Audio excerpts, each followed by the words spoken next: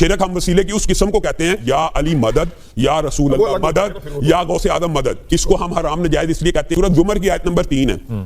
آپ صرف اس ایک آیت کا ترجمہ کر لیں. والذین اتخذوا من دونہ اولیاء، اللہ کے علاوہ جب بھی کوئی شخص کسی کو پکارتا ہے وہ یہ جملہ کہتا ہے ما نعبدہم، میں ان کی عبادت نہیں کرتا الا لیقربونا الی اللہ زلفی، یہ ہمیں اللہ کے قریب کرنے والے ہیں. لات منات اور عزا کے جو بت تھے وہ لات منات شخصیات کا نام تھا نا، ان کا توسل ہی ڈالتے تھے نا اللہ کو.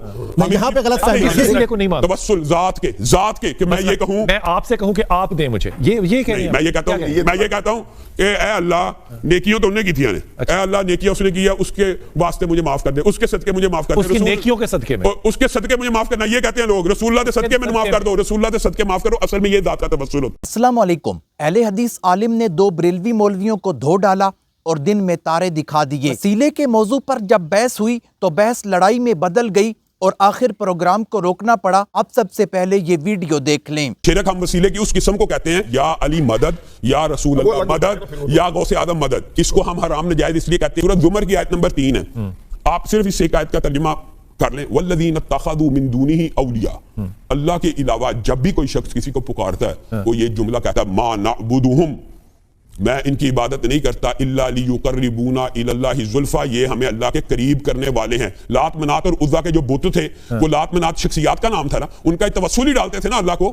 یہاں پہ غلط فہمی ہے. یہاں پر عبادت ہے ما نعبدہم الا لیقربونا الی اللہ، ما اور اللہ کو ملائیں گے ترجمہ مثبت ہوگا، یعنی ہم ان بتوں کی عبادت اس لیے کرتے ہیں یہ ہمیں اللہ کے قریب کرتے ہیں. کوئی نبی کی عبادت نہیں کرتا، کوئی امیر المومنین کی عبادت نہیں کرتا. یہ ہشام بھائی مغالطہ کر رہے ہیں. ما نعبدہم الا لیقربونا ما نعبدو اللہ بھی ساتھ لا الہ نہیں الا اللہ بھی کہنا ہے. یہ ذرا مسئلہ حل ہونے دیں. لا الہ کا کیا ترجمہ ہوتا ہے؟ آپ پڑھیں. کوئی نہیں ہے معبود مگر اللہ کے. ما نعبدہم، میں ان کی عبادت نہیں کرتا الا مگر عبادت کرتا ہوں اس لیے کہ مجھے اللہ کے قریب. عبادت مگر اس لیے کرتا ہوں، نبی کی عبادت تو نہیں ہم کر رہے. نبی کی عبادت کرتا ہے.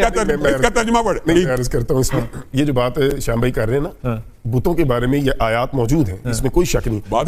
گزارش پتہ کیا گزارش یہ ہے کہ زندگی میں اس لیے اللہ نے کہا وسیلہ تلاش کرو، بت نہیں اصل یہ وسیلہ. زندہ رسول اکرم صلی اللہ علیہ وسلم سے وسیلہ بذات جو ہے وہ مان لیا، مان لیا. تو پھر یہ آیت بت والی ادھر کدھر جائے گی؟ نہیں جائے گی کہیں. مثال ہی غلط ہے. ٹھیک ہے میں کہتا ہوں ان کا مقدمہ عبداللہ بھائی مقدمہ تو ان کا یہی ہے نا، اللہ نے یہی بیان کیا کہ مقدمہ ہاں جی زندگی میں وسیلہ ہے اور بعد میں نہیں. زندہ پہ بھی آیت لگے گی. یہ آیت کی تخصیص کیسے کریں گے کہ زندہ پہ یہ نہیں ہے، یہ مردہ پہ. ٹرانسلیشن پہ تو اتفاق ہے نا کہ وہ یہی مقدمہ پیش کرتے تھے کہ ہم ان کے ذریعے اللہ کی عبادت نہیں، عبادت کرتے تھے، وہ عبادت کرتے تھے ذریعے اللہ کا. آج مسلمانوں میں کوئی بھی عبادت نہیں کرتا، عبادت صرف اللہ کی ہے. اللہ کے قریب ہونے کے لیے ان کا وسیلہ کوئی عبادت نہیں، وسیلہ نہیں. ما نعبدہم وسیلے کا لفظ نہیں ہے، عبادت کا لفظ ہے وہاں پر. والذین اتخذوا من دونہ اولیاء، وسیلہ کہاں پہ ہے اس میں؟ کوئی مسلمان ایسا ہے جو کہ رسول پاک صلی اللہ علیہ وسلم کی عبادت کرتا ہے؟ کوئی ایسا نہیں، کوئی ایسا شخص نہیں، کوئی ایسا نہیں ہے. کسی کا خیال بھی اس طرف نہیں جاتا. تو اس کو ٹھوکنے والی بات تو نہیں ہے نا. بالکل ایسا. لیکن جب آپ کہتے ہیں یا رسول اللہ تو اس سے مراد کیا ہوتی ہے؟ اس سے کیا مراد ہے؟ اب ظاہری بات ہے کہ ہم رسول خدا صلی اللہ علیہ وسلم کو مخاطب کر رہے ہیں. جیسے آسان آپ تشہد میں کیا کہتے ہیں؟ السلام علیکم ایھا، ہم قبروں پہ جا کے آتے ہیں السلام علیکم یا اہل القبور، لہذا یا رسول اللہ کہنے میں بھی کوئی اشکال نہیں ہے. لیکن یہاں پر وسیلے پہ اور دوسری اگر بلال ایک تھوڑی سی اور بات کرتے ہیں نا. جب آپ کہتے ہیں کہ یا رسول اللہ مدد، میں مثال دے رہا ہوں، یا اللہ مدد، یا رسول اللہ مدد، آپ رسول کی نہ عبادت کرتے ہیں نہ رسول پاک صلی اللہ علیہ وسلم کو اللہ سمجھتے ہیں. آپ ایاک نعبد و ایاک نستعین، استعانت بھی صرف اللہ کی ہے. آپ اللہ کے رسول سے مدد مانگ رہے ہیں کیونکہ وہ اللہ کے رسول ہیں، اسی لیے مانگ رہے ہیں. ایک آیت مجھے عرض کرنا، اس میں کیا مسئلہ کیا ہے؟ اس میں ایک آیت مجھے عرض کرنا. قرآن کریم میں اللہ رب العزت نے ارشاد فرمایا یا ایھا النبی حسبک اللہ، اے نبی صلی اللہ علیہ وسلم آپ کے لیے اللہ کافی ہے.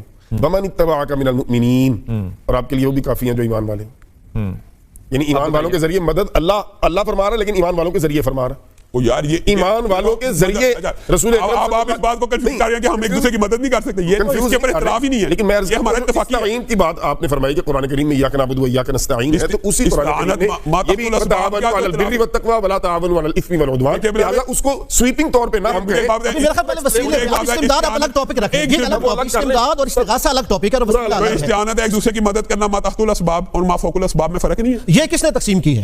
یہی صحابہ سے ثابت ہے جنہوں نے کہا ہو کہ ما فوق الاسباب جو ہے وہ نہیں ہے. یہ ثابت کرے کہ انہوں نے کسی نبی سے کہا مجھے بیٹا دے، اللہ سے ہی کہا. بلال بھائی ربی وسیلے کا نتیجہ رسول نے بھی جن سے کہنا ہے اللہ سے کہنا ہے نا. وسیلے پہ بھی کنکلوڈ کر لیتے ہیں آج اس کو. پھر ایک صرف جملہ، ایک وسیلے کی جو جائز بعض قسمیں ہیں ان سے بھی نبیوں نے اختراع آپ وسیلے کو تو مانتے ہیں نا؟ وسیلے کو تو ہم مانتے ہیں جو جائز قسمیں، لیکن ایک واقعہ سن لیں. حضرت ابراہیم کے پاس جس وقت جبریل امین آئے تھے نا، آگ میں جل چکی تھی اور آگ جل چکی تھی، اور جبریل امین نے آ کے ابراہیم کو کہا تھا کیا آپ کو اللہ سے کوئی حاجت ہے؟ کیا آپ کو، یعنی وہ پیغمبر ہے، درمیان میں ایک واسطہ ہے، اس کے ذریعے ابراہیم اللہ کو پیغام دے سکتے ہیں. لیکن جبریل امین کو بھی ابراہیم نے کہا تھا حسبی اللہ، میری تیرے سے کوئی حاجت نہیں، میرے لیے میرا رب کافی ہے. حالانکہ جائز تھا جبریل کو کہنا کہ آگ بجھا دے.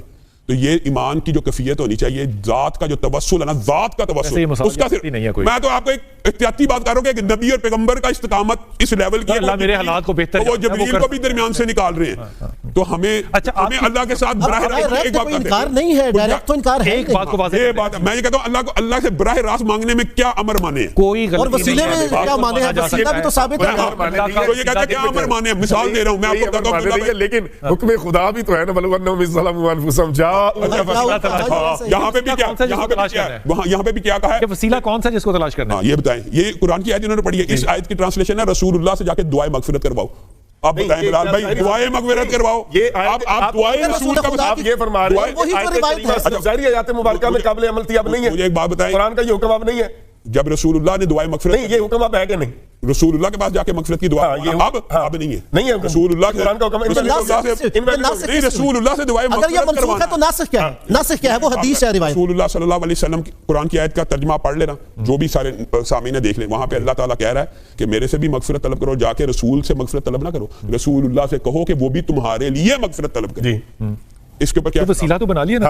تو دعائے رسول کا وسیلہ تو ہم مانتے ہیں پہلے وقت سے. آپ کس وسیلے کو نہیں مانتے؟ توسل ذات کے کہ میں یہ کہوں، میں آپ سے کہوں کہ آپ دیں مجھے، یہ کہہ رہے ہیں. میں یہ کہتا ہوں کہ اے اللہ نیکیوں تو انہیں کی تھی، اے اللہ نیکیاں اس نے کیا، اس کے واسطے مجھے معاف کر دے، اس کے صدقے مجھے معاف کر دے، اس کی نیکیوں کے صدقے میں، اس کے صدقے مجھے معاف کرنا. یہ کہتے ہیں لوگ رسول اللہ کے صدقے میں معاف کر دو، رسول اللہ کے صدقے معاف کرو. اصل میں یہ ذات کا توسل ہوتا ہے. دوستو ویڈیو آپ نے دیکھی ہے، ہشام الہی ظہیر جو کہ اہل حدیث عالم ہیں، ان کے ساتھ دو مولوی بیٹھے ہیں. دونوں اس بات کے قائل ہیں کہ یا علی مدد بھی کہا جا سکتا ہے، یا غوث مدد بھی کہا جا سکتا ہے، اور یا رسول اللہ مدد بھی کہا جا سکتا ہے. کہتے ہیں کہ یہ بزرگ ہمارا وسیلہ بنتے ہیں اور بزرگوں کے وسیلے سے دعا مانگنی چاہیے. ایسا کہ ان کا عقیدہ ہے اگر چھت پر چڑھنا ہو تو سیڑھی کی ضرورت ہوتی ہے، تو انہوں نے اللہ تعالیٰ کو چھت سمجھ رکھا ہے اور بزرگوں کو سیڑھیاں سمجھ رکھا ہے. دوستو کہتے ہیں کہ اگر عقل نہ ہو تو بندہ پیدا ہونے کی تکلیف نہ کرے. ایسے مولویوں کو پیدا ہونے کی کیا ضرورت تھی جن کے اندر اتنا بھی عقل اور شعور نہیں ہے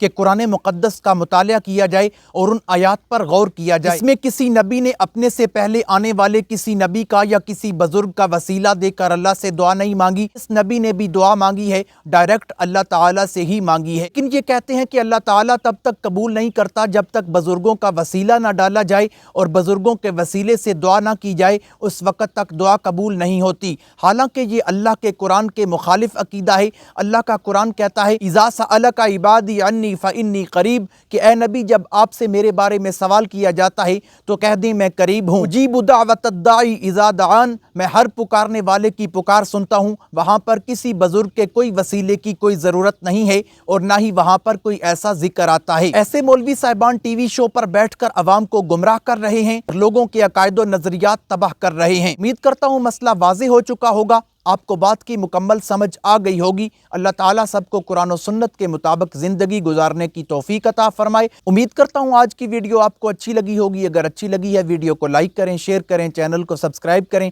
ملتے ہیں ایک نئی ویڈیو کے ساتھ، تب تک کے لیے اللہ حافظ.